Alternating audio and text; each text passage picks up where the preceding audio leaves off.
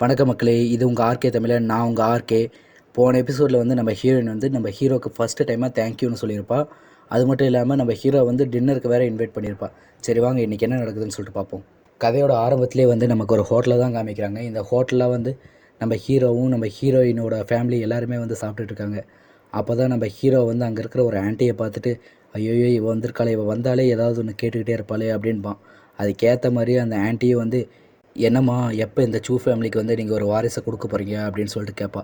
அப்போ தான் நம்ம ஹீரோயினும், நாங்கள் இதுக்கும் இன்னும் ரெடியாக இல்லை ஆண்டி, நாங்கள் ரெடியாக இருக்கிறப்ப நம்ம சூ ஃபேமிலிக்கு வாரிசை கொடுக்குறோம் அப்படின்பா.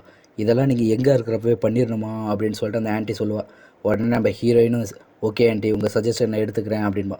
அப்போ தான் அந்த ஆண்டி வந்து வேணும்னே திருப்பி சொல்லுவாள், என் மருமகனை மாதிரி யாராலையும் இருக்க முடியாது, சுயமாக வந்து வாழ்கிறான், மற்றவங்கள மாதிரி வந்து ஒரு பொண்டாட்டியோட வீட்டில் போய் வாழ்ந்துட்டல அப்படின்னு சொல்லிட்டு அவள் சொல்லுவாள். அப்போ தான் நம்ம ஹீரோவோட மாமியாரும் வந்து ஒரு ஜாலராக போடுவா, எல்லோரும் உங்களை மாதிரி லக்கியாக இருக்க முடியாதுல்ல அப்படின்னு சொல்லிட்டு. அப்போ தான் அந்த ஆண்டி வந்து ஒரு சிக்னல் கொடுப்பா. அவள் சிக்னல் கொடுத்த உடனே அந்த வெள்ளத்தில் இருக்கிற மண்டையை வந்து அவங்க கிட்ட போயிட்டு, இந்தாங்க அங்கிள், உங்களை ஃபஸ்ட் டைம் பார்க்க வந்ததுனால நான் உங்களுக்கு கிஃப்ட் வாங்கிட்டு வந்திருக்கேன் அப்படின்னு சொல்லுவான்.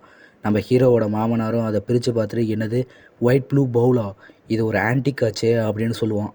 ஆமாம் அங்கிள், இது வெறும் ஒரு $30,000 தான் அப்படின்னு சொல்லிட்டு அந்த வெள்ளத்தில் மண்டையை சொல்லுவான். அதை கேட்ட உடனேவே நம்ம ஹீரோவோட மாமனாரும் வந்து, இது ரொம்ப பழமையான பொக்கிஷமாச்சே அப்படின்னு சொல்லிட்டு இருப்பாப்புல. அப்போ தான் வந்து அந்த இடத்துல இருக்கிறவங்க எல்லாருமே வந்து கத்த ஆரம்பிச்சிருவாங்க. ஏன்னா வந்து இந்த பவுல் வந்து கிட்டத்தட்ட வந்து 1000 வருஷம் பழமையானது அப்படின்றப்ப அங்கே இருக்கிறவங்க எல்லாருமே வந்து அது ஒரு ஆச்சரியமாக பார்த்துட்ருப்பாங்க. ஆனால் நம்ம ஹீரோ மட்டும் அவர் ஒரு வேறு பார்வையால் பார்த்துட்ருப்பார். ஏன்னா அவரோட கண்ணில் ஃபுல்லாமே மேஜிக் எனர்ஜியை வச்சு அவர் பார்த்துட்ருப்பார். அதை பார்க்குறப்ப அவருக்கு வந்து ஃபுல்லாமே வந்து அந்த இடத்துல ஈவில் எனர்ஜி தான் அந்த பவுலில் தெரியுது. இதை பார்த்துட்டு நம்ம ஹீரோ வந்து, என்னடா இவங்ககிட்ட சொல்கிறது அப்படின்னு யோசிச்சுட்டு இருப்பார். அப்போ தான் அந்த வெள்ளத்தில் மண்டின்னு சொல்லுவான், என்ன குயின்லின், நீ எல்லாம் எதுவும் கிஃப்ட் கொண்டு வரலையா? ஓ நான் மறந்துட்டல, நீ தான் வந்து ஒய்ஃபோட வீட்டில் வாழ்ந்துட்டு இருக்க, நீயே அவங்க தயவில் வாழ்ந்துட்டு இருக்க, நீ எப்படி கிஃப்ட் கொடுக்க போகிற அப்படின்னு சொல்லிட்டு அவன் சொல்லுவான். அதை கேட்டவுடனே நம்ம ஹீரோயினும் கோவப்பட்டு, போது நிறுத்து அப்படின்பா. நம்ம ஹீரோ உடனே அங்கேருந்து டேபிள் மேலே கையை வச்சு எந்திரிச்சிருவான். எந்திரிச்சு, போதும் வேலையை பாரு, நான் இங்கேருந்து கிளம்புறேன் அப்படின்னு சொல்லுவான். அவன் ஹீரோ சொல்கிறப்பவே வந்து அந்த இடத்துல இருந்த வெள்ளத்தில் மண்டையை வந்து சொல்லுவான், இவன் தான் ஊமையாச்சு, இவன் எப்படி பேசுகிறான்னு சொல்லிட்டு. அப்போ தான் அவனோட ஒய்ஃபும் சொல்லுவான், பேசினா மட்டும் என்ன, இவனால் ஒரு கிஃப்ட்டு கூட கொடுக்க முடியல அப்படின்னு சொல்லிட்டு. அப்போ தான் நம்ம ஹீரோ சொல்லுவான், நான் கிஃப்ட்டு கொடுக்கலினாலும் பரவாயில்ல, உன்ன மாதிரி ஒரு ஃபேக்கான கிஃப்ட்டை நான் கொடுக்க மாட்டேன் அப்படின்னு சொல்லிட்டு. என்னது ஃபேக்கான கிஃப்ட்டா அப்படின்னு சொல்லிட்டு அந்த ஆன்ட்டியை உடனே கத்த ஆரம்பிப்பான். உடனே நம்ம ஹீரோவும் சொல்லுவார், ஆமாம் அது ஃபேக்கான கிஃப்ட்டு தான், ஃபேக் மட்டும் இல்லை, அது கஸ்ட் ஐட்டமும் கூட அப்படின்மா. அப்போ தான் அவன் பார்த்த உடனே அந்த வெள்ளை கலர் மட்டும், இவனுக்கு எப்படி இது தெரிஞ்சது அப்படின்னு சொல்லிட்டு யோசிப்பான். அப்போ தான் நம்ம ஹீரோவோட மாமனாரும், ஃபின்லேன் போது நிறுத்து அப்படின்னு சொல்லுவான். அப்போ நம்ம ஹீரோ சொல்லுவார், அது கர்ஸ்ட் ஐட்டம் தான், அது ஃபேக் தான் அப்படின்னு நம்ம ஹீரோ சொல்லுவார். அதை கேட்ட உடனே நம்ம ஹீரோனும், குவின்லின் போது நிறுத்து, உளராத அப்படின்னு சொல்லுவாள். அவள் சொல்லிகிட்டு இருக்கிறப்பவே அந்த இடத்துல வந்து சிட்டியோட மேயர் வந்துட்டு, என்ன போலியான பொருள் அப்படின்னு கேட்டுட்டு அப்படியே உள்ளே வருவார்.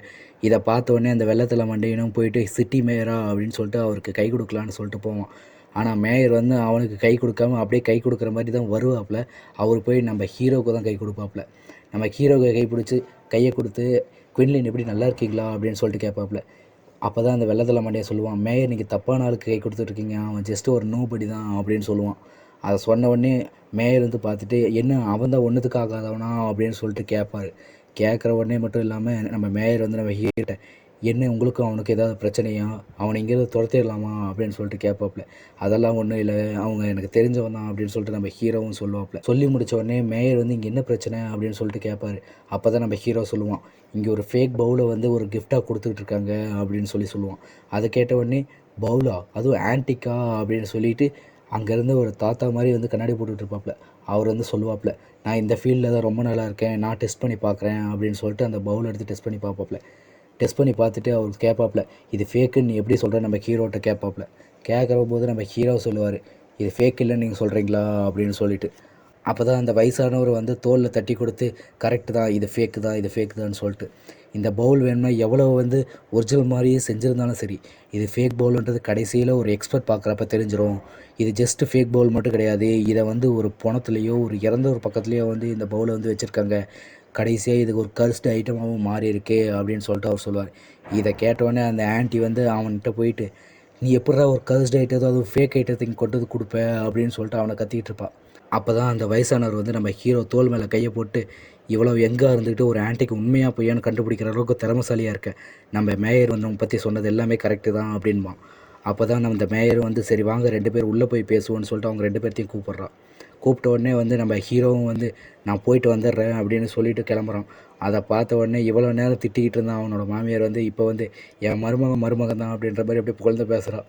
அதை கேட்டோடனே ஆன்ட்டியும் வந்து ஆமாம் ஆமாம் அப்படின்றா. அப்போ தான் நம்ம ஹீரோவும் மேயரும் மட்டும் வெளியே தனியாக நின்றுட்டு இருக்காங்க. நம்ம ஹீரோ கேட்குறாரு, நீங்கள் இங்கே சும்மா வரலன்றது எனக்கு தெரியும், எதுக்காக வந்தீங்கன்னு சொல்லிட்டு நீங்களே சொல்லுங்கள் அப்படின்னு சொல்லிட்டு நம்ம ஹீரோ கேட்பான். இதை கேட்டோடனே அந்த மேயரும், நீங்கள் காப்பாற்றின எங்கள் அப்பா வந்து வீட்டுக்கு போன உடனே வந்து அவரோட உடல்நிலை வந்து ரொம்ப சரியில்லாமல் போயிடுச்சு. அது மட்டும் இல்லாமல் எங்கள் வீட்டில் இருக்க என்னோடய ஒய்ஃப்ஸ் அண்ட் கிட்ஸ் எல்லாத்துக்குமே வந்து உடம்பு சரியில்லாமல் போகுது அப்படின்னு சொல்லிட்டு சொல்லுவார். இதை கேட்ட உடனே வந்து ஹீரோ, நான் உங்கள் பல்ஸை செக் பண்ணலாமா அப்படின்னு சொல்லிட்டு கேட்பான். கண்டிப்பான்னு சொல்லிட்டு இந்த மேயரும் அவனோட கையை வந்து கொடுப்பான். கொடுக்குறப்ப நம்ம ஹீரோ வந்து மேஜிக் பவர் வச்சு அவரோட பல்ஸை செக் பண்ணுறப்ப தான் அவரோட கை ஃபுல்லாமே ஈவில் எனர்ஜியாக இருக்கிறத வந்து பார்க்குறாரு. இதை பார்த்த உடனே நம்ம ஹீரோவும் சொல்லுவாப்புல, உங்களுக்கு என்ன பிரச்சனைன்றது எனக்கு புரிஞ்சு போச்சு, நாளைக்கு நான் உங்கள் வீட்டுக்கு வந்து உங்களை குணப்படுத்துகிறேன் அப்படின்னு சொல்லுவான். அதை கேட்ட உடனே அந்த மேயரை வந்து கண்டிப்பாக அப்படின்னு சொல்லுவான். அடுத்த சீன்லேயே வந்து நம்ம ஹீரோ அவரோட ஒய்ஃபையும் அவங்களோட குடும்பத்தை எல்லாத்தையுமே வந்து காரில் ஏற்றி அவங்க வீட்டுக்கு அனுப்புகிறாரு. அனுப்பிட்டு அவர் வந்து கூகுள் மேப் பார்த்துட்டு அவரோட மேயரோட வீட்டுக்கு போகலான்னு சொல்லிட்டு போயிட்டுருக்காரு. போகிற வழியில் தான் அந்த இடத்துல வந்து ஒருத்தன் நின்றுக்கிட்டு இருக்கான். அவன் மட்டும் இல்லாமல் அவன் பின்னாடி ஒரு பெரிய கேங்கோடு நின்றுட்டுருக்கான். அது வேறு யாரும் இல்லைங்க, நம்ம ஹீரோயினோட ஃப்ரெண்டுன்னு சொல்லிட்டு நம்ம ஃபஸ்ட் எபிசோடில் வந்தால் பாருங்கள், அவன் தான் நின்றுட்டுருக்கான். உனக்காக தான்டா காத்துட்டு இருந்தேன் அப்படின்னு சொல்லிட்டு அவன் சொல்லுவான். ஓகே கைஸ், இதோட இந்த எபிசோட் முடியுது. அடுத்து என்ன நடந்துச்சுன்னு சொல்லிட்டு நம்ம அடுத்த வீடியோவில் பார்ப்போம். பாய்.